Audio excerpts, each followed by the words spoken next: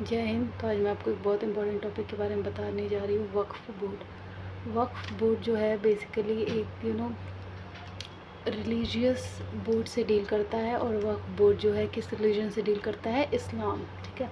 तो इसमें बेसिकली वक्फ़ बोर्ड में है क्या कि इसमें जो है ना, जो मुस्लिम लोग हैं अपने बिलीफ, अपने फेथ के ऊपर जो है, जैसे मान लीजिए कोई ऐसा आदमी है जिसके पास प्रॉपर्टी थोड़ी ज़्यादा है, मतलब उसकी कंडीशन अच्छी है, थोड़ा अमीर सा है, तो वो अपनी बिलीफ, फेथ, आस्था के बेसिस पे ना वो क्या करता है, कुछ अपनी लैंड्स जो है ना वो दान करता है। किसको? वक्फ़ बोर्ड को।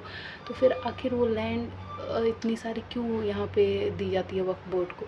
तो वो काम आता है जैसे कि रिलीजियस चीज़ें बनाने के, जैसे कि मॉस्क्यू, दरगाह, ठीक है, ऐसी ऐसी चीज़ें जो रिलीजियस वे में वो बनाने के काम आता है। तो और एक सबसे इम्पॉर्टेंट बात ये भी है कि हर एक स्टेट में, जैसे इंडिया में जितने भी स्टेट हैं उनका अपना अपना वक्फ़ बोर्ड है। तो जिस स्टेट का जो इंसान है वो अपने अपने स्टेट में वक्फ़ बोर्ड में ज़मीन दान करता है। ठीक है।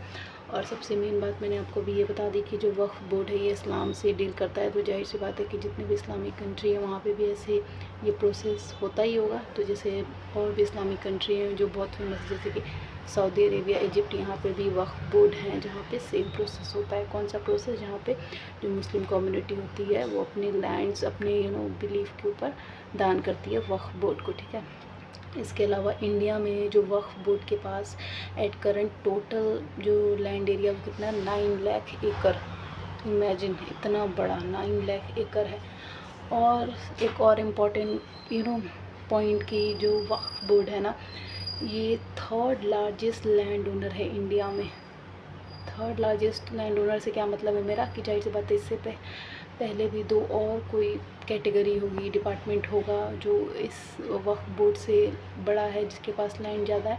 तो पहला है आर्म्ड फोर्सेस। हाँ, इंडिया में आर्म्ड फोर्सेस के पास सबसे highest number 1 largest land owner है आर्म्ड फोर्स इंडिया में, और सेकंड है रेलवे, और थर्ड नंबर पे है हमारा वक्फ़ बोर्ड, जिसके पास लार्जेस्ट लैंड है। वो is the largest owner in India as per land.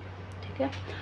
इसके अलावा अब जैसे क्या था ना कि इंडिपेंडेंस के बाद 1947 से पहले भी ये वक्फ़ बोर्ड काम करती थी। तो इंडिपेंडेंस 1947 के बाद जब इंडिया पाकिस्तान का इंडिपेंडेंस हो गया था, तो एक एक्ट बनाया गया था, क्या? ये वक्फ़ बोर्ड एक्ट 1954। ठीक है। 1947 के बाद बना था वक्फ़ बोर्ड एक्ट 1954। तो इसमें क्या था? इसमें ये था ना कि जैसे जो इंडिया के मुस्लिम जो पाकिस्तान गए थे ना, उनकी प्रॉपर्टी इस बोर्ड में दान कर दी गई थी। ठीक है। लेकिन जो पाकिस्तान से लोग इंडिया में आए थे, जो सिख हिंदू आए होंगे, उनकी लैंड पता नहीं कहाँ गई, ये किसी को नहीं पता। लेकिन जो इंडिया के मुस्लिम जो पाकिस्तान में गए थे, उनकी जो प्रॉपर्टी है वो वक्फ़ बोर्ड को ट्रांसफ़र कर दी गई थी। ठीक है। इसके अलावा 1991 में ना बाबरी मस्जिद का डिमोलिशन हुआ था, मतलब, ठीक है। तो बाबरी मस्जिद का डिमोलिशन हुआ था, उस टाइम पे कांग्रेस की सरकार थी, और रूल कौन कर रहा था? पीवी नरसिम्हा राव। तो इन्होंने एज अ कंपनसेशन, ये जो बाबरी मस्जिद के डिमोलिशन के कंपनसेशन के तौर पे क्या किया था, बहुत सारी जो ज़मीन है कुछ ज़्यादा अमाउंट में वक्फ़ बोर्ड को दिया था। ठीक है। और फिर उसके बाद में इन्होंने, किसने? पीवी नरसिम्हा राव ने एक्ट में थोड़ा चेंजेस भी किया, और इसको, किसको? वक्फ़ बोर्ड को और स्ट्रॉन्ग बना दिया, मतलब कुछ स्पेशल राइट, कुछ स्पेशल पावर दे दिया गया था पीवी नरसिम्हा राव द्वारा।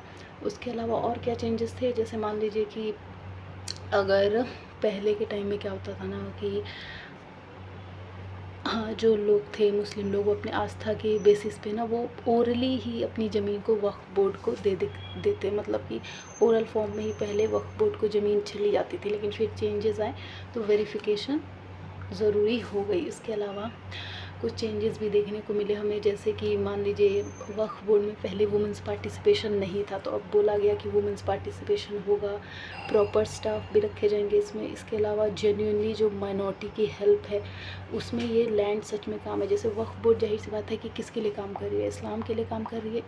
तो इंडिया में जो मुस्लिम्स है वो माइनॉरिटी में ही है ना, तो ध्यान दिया गया कि वुमेन पार्टिसिपेशन हो, चेंजेस के बदौलत प्रॉपर स्टाफ हो इसमें जो कि अच्छे से काम करे, और ये जो वक्फ़ बोर्ड है ये सच में ही मुस्लिम माइनॉरिटी जो है उनके काम आए।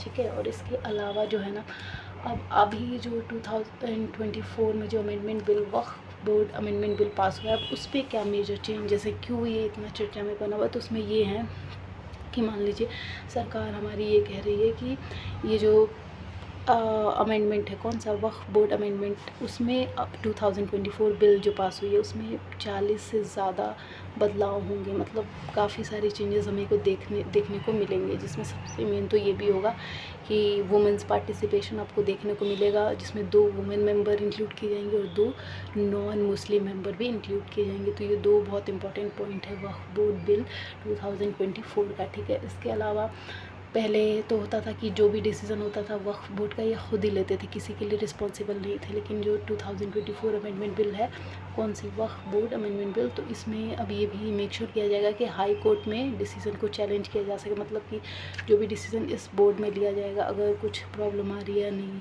तो उसमें हाई कोर्ट में चैलेंज किया जा सकता है उसके डिसीज़न को, ठीक है। इसके अलावा पहले जैसे मैंने आपको बताया पहले भी कि लोग ओरली ही अपनी बिलीफ के तौर पे ज़मीन को वक्फ बोर्ड को दे दिया, डोनेट कर देते थे।